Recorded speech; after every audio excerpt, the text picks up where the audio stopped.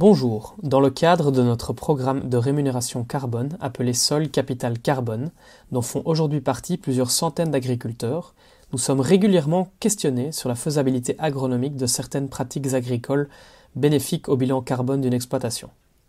Nous nous proposons de répondre avec notre partenaire Ecosystème, spécialisé en formation et en diffusion de contenu agronomique, à ces questionnements techniques au travers d'une série de podcasts appelés Radio Carbone. Chaque épisode sera axé autour d'une question technique que nous a envoyée un agriculteur dans le cadre de sa réflexion pour améliorer son bilan carbone. Aujourd'hui, nous nous intéressons à la réduction du travail du sol pour une culture très spécifique, le maïs semence. Pascal, agriculteur dans le Puy-de-Dôme, se pose des questions sur l'amélioration de son bilan carbone. Une solution qui pourrait être envisagée est la réduction du travail du sol, notamment en se passant du labour. Mais Pascal ne souhaite ni mettre en danger ses rendements et sa qualité de production, ni augmenter fortement sa consommation de produits phytosanitaires. Que peut-on conseiller à Pascal s'il désire se diriger vers une simplification du travail du sol, en minimisant les risques sur ses rendements et sa consommation d'herbicides? Nous avons soumis la question à Ecosystème, dont voici la réponse. Salut Pascal, tu nous demandes s'il est pertinent de semer des maïs semences en technique culturelle simplifiée, voire en semi-direct, et notamment tu évoques les risques de salissement des parcelles ou tout simplement d'échec de l'implantation de la culture. Donc c'est vrai que les risques que tu évoques sont réels et il ne faut pas et surtout pas les sous-estimer. Donc déjà, avant de s'engager dans une réduction du travail du sol, il faut déjà regarder son sol, l'analyser et faire un diagnostic de sol par un test à la bêche, par une fosse pédologique, par un profil 3D. Quoi qu'il en soit, il faut regarder si tu as une bonne organisation du sol et si la texture de ton sol permet la simplification du travail.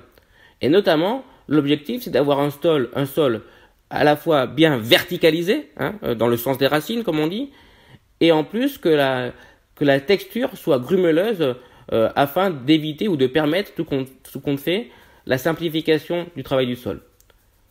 Si ces deux conditions ne sont pas réunies, il va falloir aider le sol grâce à l'action du travail du sol. Ça peut être la charrue, ça peut être différents outils, parce qu'il va falloir préparer ton sol afin de recevoir la graine et que celle-ci pousse dans le meilleur, on va dire, contexte.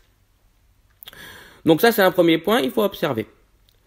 Après, si tu as un sol qui est bien organisé, avec une bonne structure, tu peux éventuellement aller sur ce qu'on appelle des techniques culturelles simplifiées, et notamment en maïs, on a des très bons retours d'un outil qui s'appelle le strip till, qui permet à la fois de venir préparer son rang de semis dans un couvert, par exemple, un couvert de févrole, c'est le top. En même temps, on peut apporter éventuellement quelques éléments fertilisants s'il y a besoin en avance, afin de créer, on va dire, une condition de milieu hyper favorable à la pousse du maïs.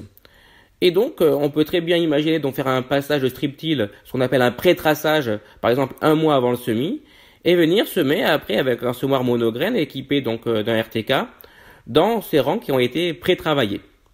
Donc voici une technique qui est hyper intéressante, qui permet à la fois de combiner couverture des sols et en même temps préservation du milieu.